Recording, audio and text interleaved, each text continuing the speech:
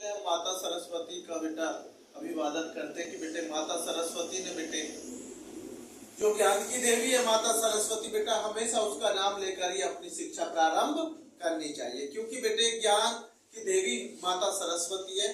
तो इसलिए बेटे माता सरस्वती का हमेशा बेटा आप जो है नाम लिया करें और विद्या पर बेटा आप अपना पढ़ाई शुरू कर देते। जय माता सरस्वती की जय। बेटे हमने कल आपको बता रहे थे विज्ञान के चमत्कार या विज्ञान का वरदान, जो हमारा बेटे अधूरा निबंध रह गया था। जो मैंने कल पहली हेडिंग जो मैंने वो डाली थी प्रस्तावना, मैंने आपको समझा दिया था। और बेटे जो मेरा दूसरा उसमें पॉइंट था बेटे, जैसे फर्स्ट उसमें मैंने लिखा था यातायात के साधन। क्या लिखा था? यातायात के साधन। यातायात के साधन, जिसमें से बेटे मैंने उसके पॉइंट बनाए थे आपके। जो मैंने पॉइंट बनाए थे बेटे वो मैं फर्स्ट पॉइंट आपको लिख रहा हूं और मैं एक बार थोड़ा सा रिपीट कर देता हूं। जिन बच्चों ने कल नहीं देखा था वो चीजें देख सकते हैं। फर्स्ट पॉइंट था बेटे मेरा इसमें थल यातायात। क्या बेटे? थल यातायात। थल यातायात। दूसरा पॉइंट था बेटे मेरा इसमें जल यातायात। क्या था बेटे? जल यातायात। जल यातायात। उसके बाद बेटे तीसरा पॉइंट था बेटे इसमें मेरा वायु यातायात। क्या बेटे? वायु यातायात। एक बार फिर मैं आपको बेटे इन्हें थोड़ा सा समझा देता हूं, जिससे बेटे आपको ये चीजें क्लियर हो जाए। क्या हो जाए बेटा? ये क्लियर हो जाए। तो इसमें हमारा सबसे मेन पॉइंट है, तो ये हमारा जो है, तो बेटे सबसे मेन चीज क्या है बेटे? थल यातायात में हम देखते हैं बेटे, जो मैंने कल बताया था बेटे, जितनी हमारी जमीन पे गाड़ियां चलती हैं बेटे, जैसे हमारी बस है, कार है, ट्रक है, ये सब रोडवेज बस है, ये सब बेटे थल यातायात है। और इसमें बेटा रेल का सबसे प्रमुख स्थान माना जाता है। रेल का सबसे प्रमुख स्थान माना जाता है बेटे। लाखों लोगों को प्रतिदिन एक स्थान से दूसरे स्थान पर रेल ले जाती है बेटे। सबसे सस्ता साधन है, सबसे बेटे आसान साधन होता है रेल। और रेल यातायात का बेटे दिन प्रतिदिन बेटे काफी बढ़ रही है, नई नई ट्रेन चलाई जा रही हैं, और बेटे जिससे कि आसानी से एक राज्य से दूसरे राज्य आसानी से पहुंचा जा सके। ऐसे में बेटे ये सब बेटे हमारा थल यातायात में आता है। उसके बाद जल यातायात, मैंने कल भी बताया था जल यातायात के बारे में आपको। बेटे जल यातायात एक वो साधन है जो विज्ञान की बहुत बड़ी उपलब्धि है, क्योंकि बेटा एक देश से दूसरे देश में जितना व्यापार किया जाता है वो सब बेटे जल यातायात के माध्यम से किया जाता है। किसके माध्यम से किया जाता है? जल यातायात के माध्यम। समुद्र के रास्ते से जितना माल एक देश से दूसरे देश जाता है वो बेटे समुद्र के माध्यम से। बड़े बड़े जहाज, पानी के बड़ी बड़ी नाव, ये सब बेटे हमारे एक देश से दूसरे देश जो माल होता है उसको एक स्थान से दूसरे स्थान पर भेजती है। इसलिए जल यातायात का भी विज्ञान की बहुत बड़ी उपलब्धि मानी जाती है। उसके बाद है वायु यातायात। क्या बेटे? वायु यातायात।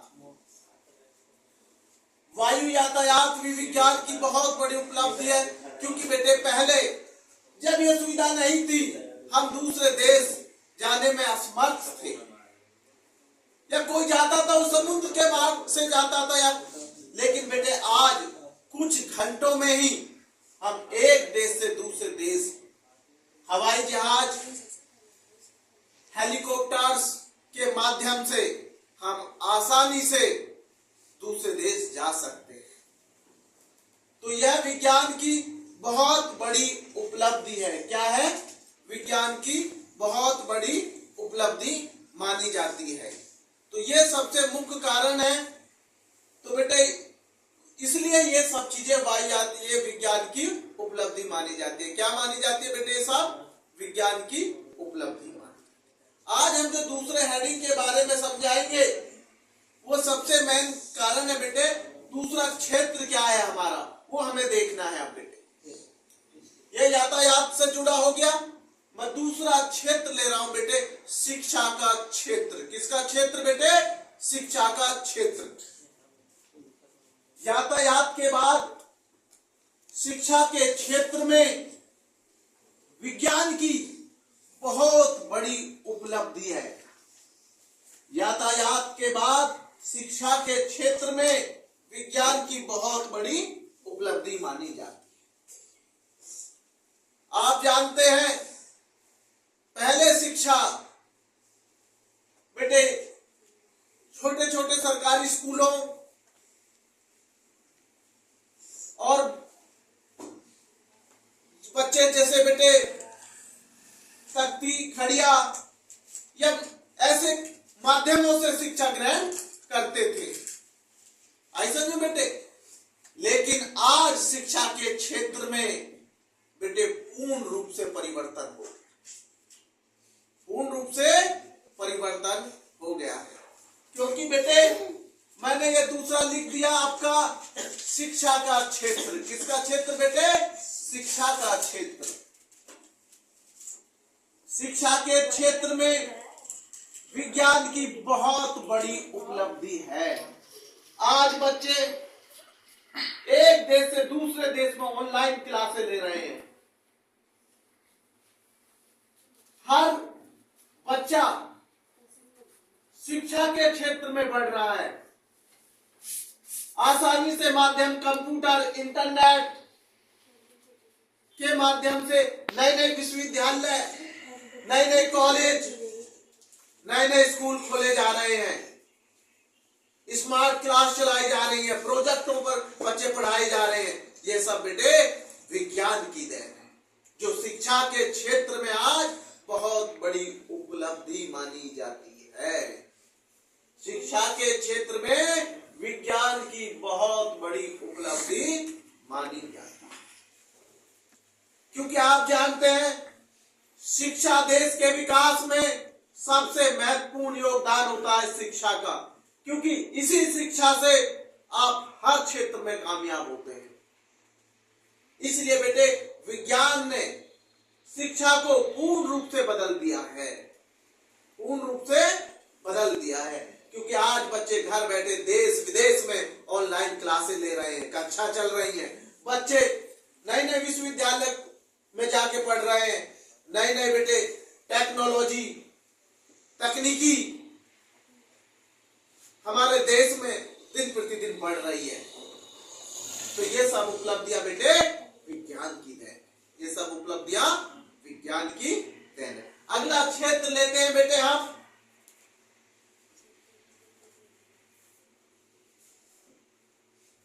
तीसरा क्षेत्र लेते हैं बेटे हम चिकित्सा का क्षेत्र।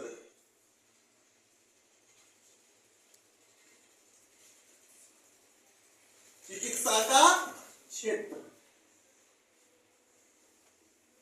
चिकित्सा का मतलब जानते हो? चिकित्सा का क्षेत्र होता है बेटे जो हमारा इंग्लिश मेडिसिन का क्षेत्र जो होता है, दवाइयों का क्षेत्र।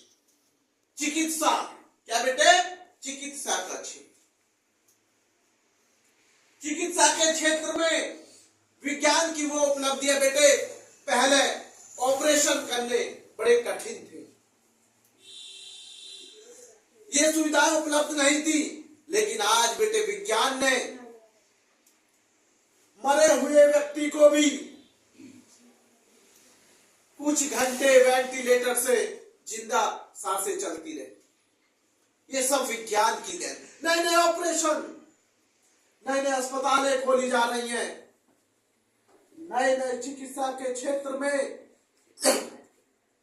नए नए आविष्कार किए जा रहे हैं। चिकित्सा के क्षेत्र इतनी बड़ी उपलब्धि है बेटे, कंप्यूटराइज ऑपरेशन, कुछ घंटों में बड़े बड़े ऑपरेशन डॉक्टर कर देते हैं। यह सब बेटे विज्ञान के द्वारा संभव हुआ है। यह सब विज्ञान के द्वारा संभव, या कि पहले बेटे ऐसा कुछ भी संभव नहीं था। जब विज्ञान ने आज पूर्ण रूप से बेटे ये मान के चलिए बेटे,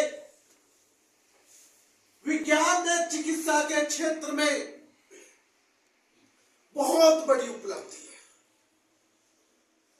क्या है बेटे, बहुत बड़ी उपलब्धि। यह हो गया बेटे हमारा चिकित्सा का क्षेत्र। अब बेटे हमारा 4 पॉइंट चलता है बेटे, जो हमारा 4 पॉइंट है बेटे, उस क्षेत्र में हम आपको बता रहे हैं कृषि का क्षेत्र। कृषि का क्षेत्र, कृषि को इंग्लिश में एग्रीकल्चर बोलते हैं। कृषि का क्षेत्र,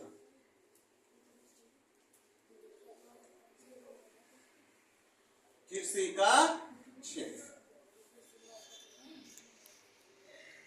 देखो बेटे ये कृषि का क्षेत्र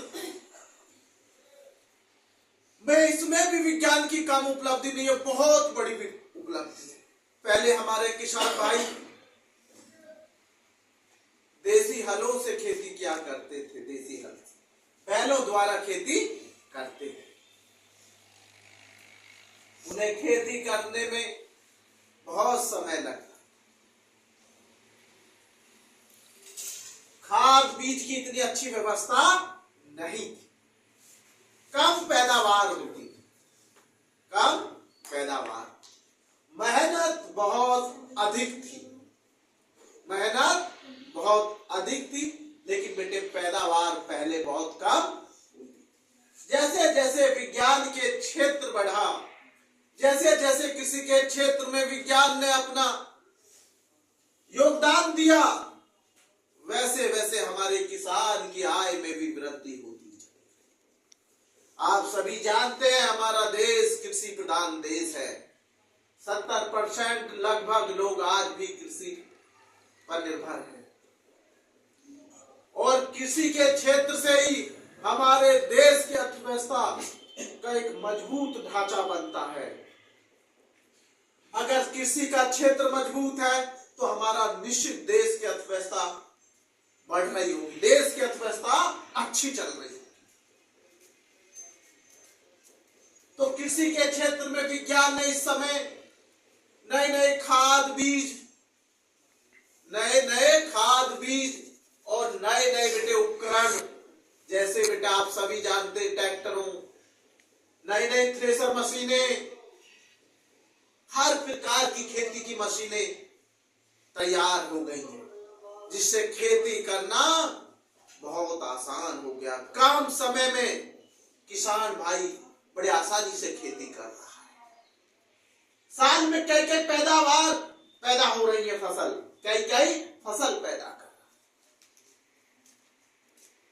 ये कह सकते हैं बेटे एक आधुनिक कृषि का जन्म हुआ है। विज्ञान खेती के साथ साथ वो अपने और भी कार्य में हाथ बढ़ा रहा है। पहले हमारा किसान खेती में ही लगा रहता था तो उसकी आय में इतनी वृद्धि नहीं होती, लेकिन जैसे जैसे कृषि के क्षेत्र में नए नए खाद, नए नए बीज, नए नए उपकरण की सुविधा उपलब्ध हुई, वैसे वैसे किसान की आय में भी वृद्धि। और किसान ने एक वर्ष में कई कई फसल पैदा ली। तो ये किसकी देन है? सब विज्ञान की देन है। कृषि के क्षेत्र में ये सबसे बड़ी उपलब्धि किसकी है? विज्ञान की देन। इसलिए विज्ञान वरदान है, इसलिए विज्ञान वरदान है। चाहे वो शिक्षा का क्षेत्र हो, चाहे कृषि का क्षेत्र हो, चाहे चिकित्सा का क्षेत्र हो, या यातायात का क्षेत्र हो, विज्ञान वरदान है। अगर हमने उसका सही सदुपयोग किया है तो विज्ञान वरदान होता है, विज्ञान वरदान होता है। ये मैंने कृषि का क्षेत्र बताया। अब बेटे मैं इसको अगला पॉइंट लिख रहा हूं। अगला अब हम देखते बेटे, देखो मैंने आपको इसके कौन कौन से क्षेत्र बताए। यातायात के क्षेत्र, यातायात के क्षेत्र में बेटे मैंने आपको 3 पॉइंट बताए। थल यातायात, जल यातायात, वायु यातायात। उसके बाद मैंने बेटे आपको शिक्षा का क्षेत्र बताया। उसके बाद बेटे मैंने आपको चिकित्सा का क्षेत्र, उसके बाद बेटे मैंने आपको कृषि का क्षेत्र। अब एक क्षेत्र वो है संचार का क्षेत्र, जिसमें आज तुम सबके माध्यम से पढ़ रहे हो। संचार का क्षेत्र, संचार का क्षेत्र। इस क्षेत्र में विज्ञान की वो उपलब्धि है जिसके माध्यम से आप सभी क्षेत्रों का फायदा उठा रहे हैं। जैसे बेटे पहले मैंने प्रस्तावना में बताया था कि पहले किसी सूचना को प्राप्त करने के लिए डाकिया माध्यम होता था या रेडियो के माध्यम से कोई सूचना प्राप्त होती थी। देश विदेश की कोई खबर रेडियो के माध्यम से मिलती या टीवी के माध्यम से। लेकिन आज विज्ञान ने आप कुछ सेकंडों में ही एक देश से दूसरे देश में बात कर सकते हैं। फोन के द्वारा, मोबाइल के द्वारा, इंटरनेट के माध्यम से, फैक्स, ये सब चीज जो माध्यम है, ये बेटे विज्ञान की बहुत बड़ी उपलब्धि मानी जाती है। क्या मानी जाती है? ये विज्ञान की बहुत बड़ी उपलब्धि मानी जाती है, क्योंकि लोग एक देश से दूसरे देश में व्यापार कर रहे हैं घर बैठे। आज लोग एक देश से दूसरे देश में व्यापार घर बैठे कर, कई कई देशों में लोगों के व्यापार चल रहे हैं घर बैठे। पहले सूचना प्राप्त करना संभव नहीं था, लेकिन आज तो बेटे विज्ञान ने आपका पूर्ण रूप से बदल दिया। आप देखते अखबारों, जो बेटे सबसे बड़ा आपका वो है, जैसे बेटे या टाइम सोशल मीडिया का बहुत बड़ा योगदान है। ये सब संचार का है। ये सब किसका बेटे? संचार का क्षेत्र में बहुत बड़ी उपलब्धि है विज्ञान। तो इसलिए कह सकते बेटे, अगर विज्ञान ना होता तो संचार का क्षेत्र इतनी बड़ी उपलब्धि नहीं। इसलिए कहा जाता है कि संचार के क्षेत्र में भी विज्ञान वरदान साबित हुआ है। इसलिए संचार के क्षेत्र में भी विज्ञान वरदान साबित। लाखों करोड़ों लोगों इसके माध्यम से रोजगार मिला है, लोगों को रोजगार मिला है। तो ये क्षेत्र भी बेटे विज्ञान की बहुत बड़ी। ये हमारे अगला बेटे हम अब लिखते हैं बेटे अन्य सुविधाएं। क्या लिखते हैं बेटे? अन्य सुविधाएं। कि इन क्षेत्रों के अलावा, जो हमारे इन क्षेत्रों के अलग हमारे विज्ञान ने क्या क्या हमें दिया? अन्य सुविधाएं। क्या लिखता हूं बेटे? अन्य सुविधाएं।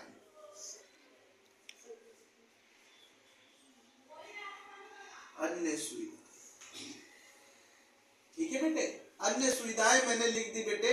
तो ये आप ध्यान रखें, सुविधाएं जो हमारे अन्य क्या हो सकती है। सबसे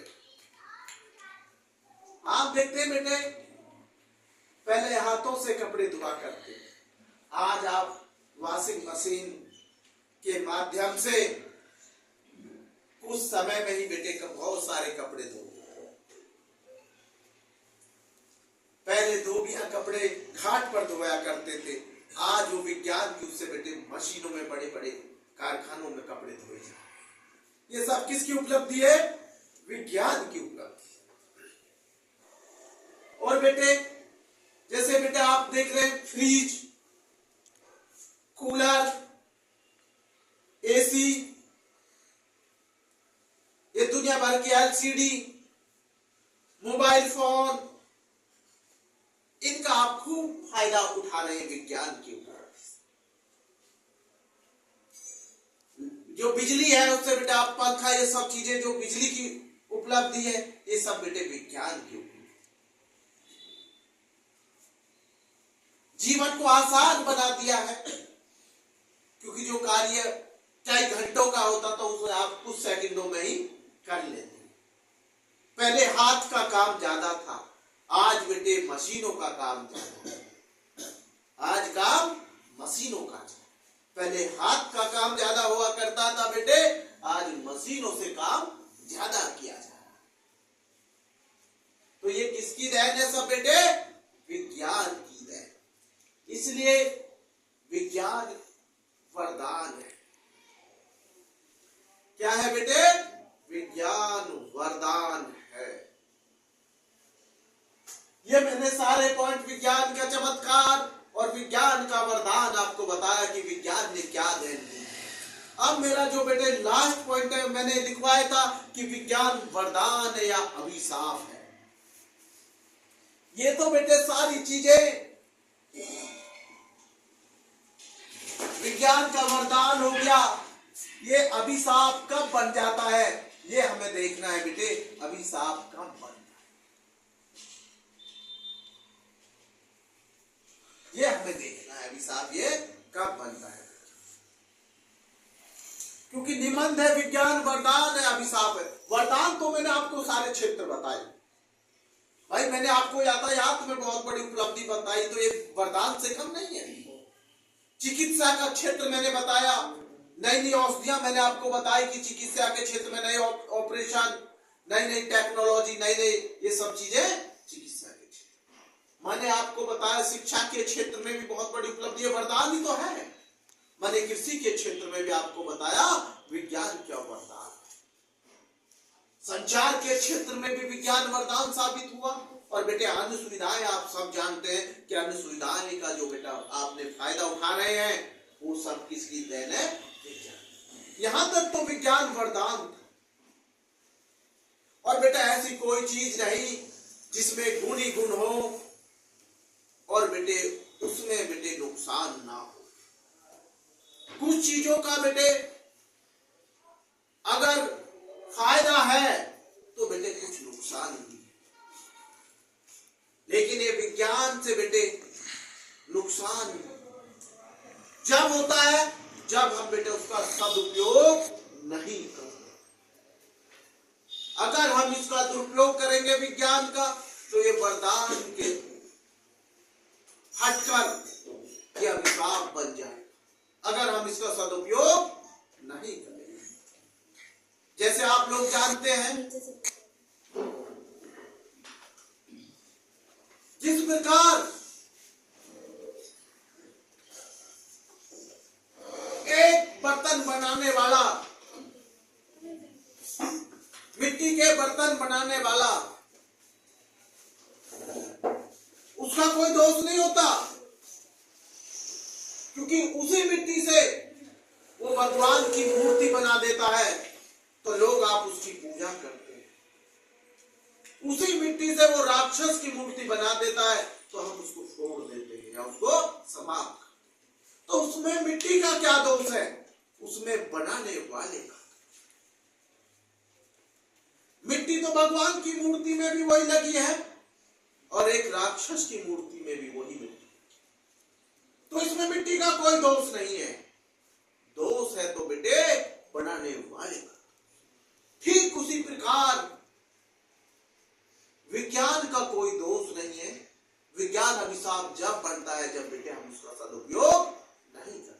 जैसे बेटे एक उदाहरण आप ले लीजिए, जैसे ये बिजली है, सारे चीजें बिजली से चल रहे हैं, आपको आराम बिजली से कितने मिल रहे हैं? बहुत ज्यादा। अगर हम इसको हाथ से पकड़ लेंगे तो बिजली हमारा मौत का कारण बन जाएगी पल भर में। तो इसमें विज्ञान का दोष नहीं है, इसमें हमारा दोष है, क्योंकि हमने उसका सदुपयोग नहीं किया।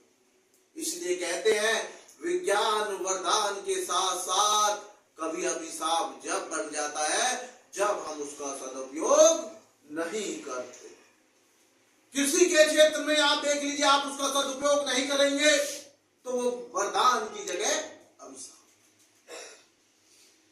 शिक्षा के क्षेत्र में देख लीजिए, सदुपयोग करना ही विज्ञान वरदान साबित हो। अगर हम विज्ञान का दुरुपयोग करेंगे तो बेटे विज्ञान वरदान के अलावा अभिशाप बन जाए। इसलिए कहा जाता है बेटे विज्ञान वरदान है, अभिशाप नहीं है। अभिशाप जब बढ़ता है बेटे जब हम उसका सदुपयोग नहीं करते। और ऐसा बेटा कोई चीज नहीं है जिसमें बेटे कहा जाता है कि फायदा ही फायदा हो, नुकसान ना हो। अगर 10 फायदे तो एक नुकसान भी, लेकिन यहां तो विज्ञान वरदान साबित हुआ है। विज्ञान ने इतनी नई तकनीकी का आरंभ हुआ है कि बेटे उससे जीवन आपका बहुत सरल हो गया है। इसलिए कहा जाता है विज्ञान वरदान। ये बेटे मेरा निबंध मेरा यहीं खत्म होता है। बेटे आपको समझ में आ गया होगा कि विज्ञान वरदान है या। अब हम आगे जो बेटे समझा रहे हैं आपको वो आप समझेंगे, वो हिंदी का ही पॉइंट है। सबसे मेन चीजें मैं बता रहा हूं बेटे आप लोगों को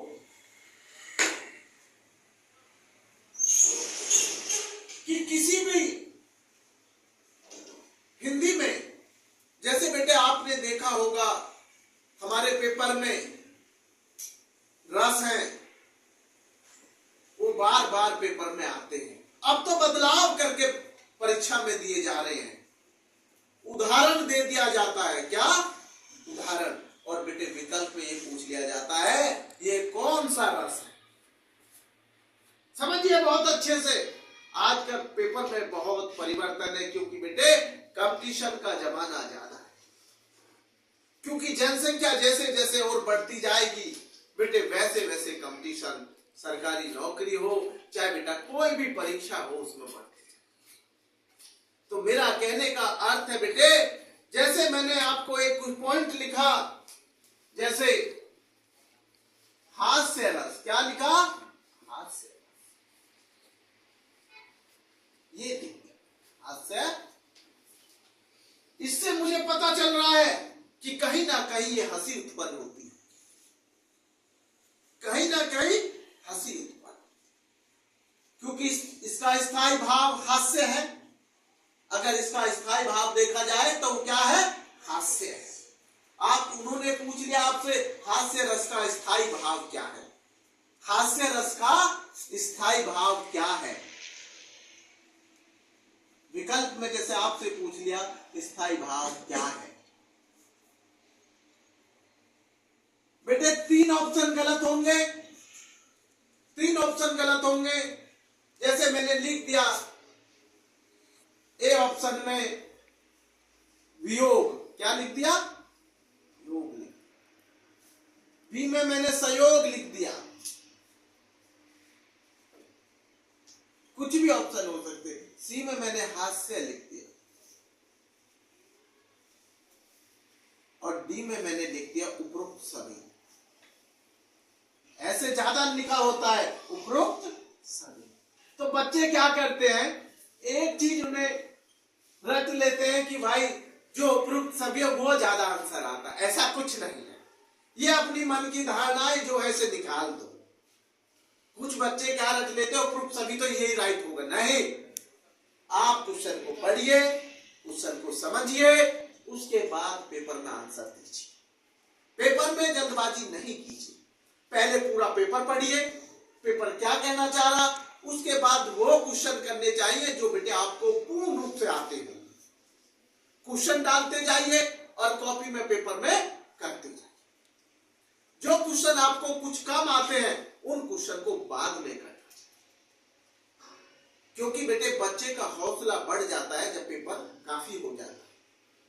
लेकिन आप पहले गलत क्वेश्चन करने लग जाएंगे तो बेटे हो सकता सही क्वेश्चन को भी आप गलत करें। तो इसलिए बेटे मैंने कहा आपको पेपर करती बार पहले क्वेश्चन समझिए। इसने कहा हास्य रस का स्थायी भाव क्या है। अरे भाई जब हास्य है तो ये ऑप्शन आएगा आपका, ये ऑप्शन आएगा हास्य। क्या ऑप्शन आएगा, ये ऑप्शन आएगा हास्य। आया समझ में। और अगर हास्य रस का उदाहरण दे दिया जाए तो आप समझ जाना कहीं ना कहीं हंसी उत्पन्न हो रही है, तो वो हास्य रस है। जैसे मैंने एक उदाहरण आपको दिया, लाल लाल मुंह के बंदर कूद पड़े लंका के, लाल लाल मुंह के बंदर कूद पड़े लंका के। अगर पेपर में आपसे पूछ लिया जाए हास्य रस की परिभाषा उदाहरण सहित बता। 1 नंबर मानो ये है कि विकल्प में नहीं है, एमसीक्यू में नहीं आया वो क्वेश्चन आया केवल 2 नंबर में आया। मानो आपसे पूछा हास्य रस की परिभाषा उदाहरण सहित, तो आप लिखेंगे किसी के शरीर की बनावट। मैं आपको लिख रहा हूं बेटे, आप इसको बड़े आसानी से आप उतारेंगे। किसी भी मात्रा में गलती मत करा करो बेटे, मात्राओं में नंबर कटते हैं। किसी भी हिंदी की बिंदी आप लगाने, अंक की बिंदी भूल गए हैं, या बेटे कोई भी मात्रा में आपने कभी छोड़ी है, तो बेटे आपके मार्क्स कटेंगे, आपके नंबर। क्योंकि हिंदी का बेटा मातृभाषा है और वो सभी बच्चे उसे सही लिखने की कृपा कराते हैं। जैसे बेटे हास्य रस की परिभाषा, हास्य रस की परिभाषा उदाहरण सहित, हास्य रस की परिभाषा उदाहरण सहित।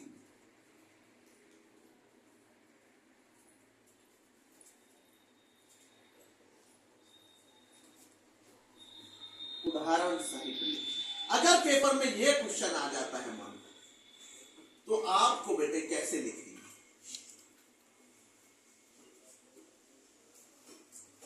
उदाहरण सहित क्वेश्चन है ये, हास्य रस की परिभाषा उदाहरण सहित। तो बेटे हमें क्या करना है? देखो बेटे इसका आंसर मैं उत्तर दे रहा हूं आपको। देखो, किसी के शरीर की बनावट, किसी के, एक भी अक्षर गलत नहीं करना, किसी के शरीर की बनावट, शरीर की बनावट,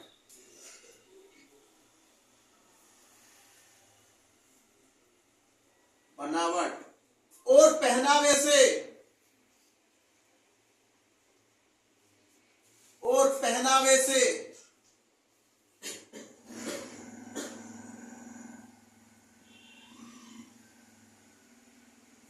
जहां हंसी उत्पन्न होती है, जहां हंसी उत्पन्न होती है,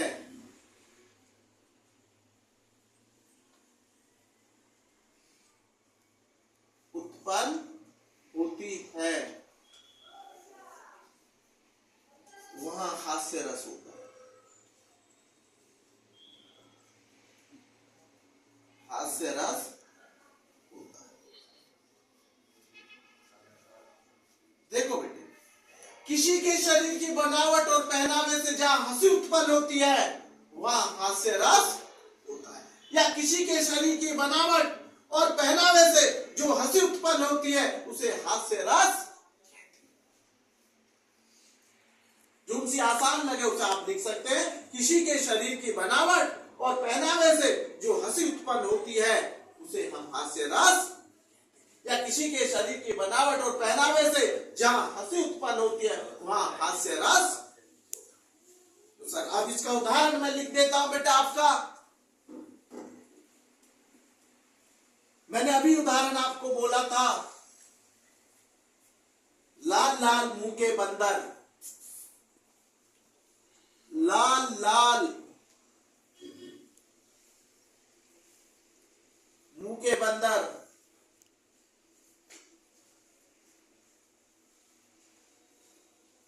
लाल लाल मुंह के बंदर कूद पड़े लंका के अंदर, कूद पड़े लंका के अंदर।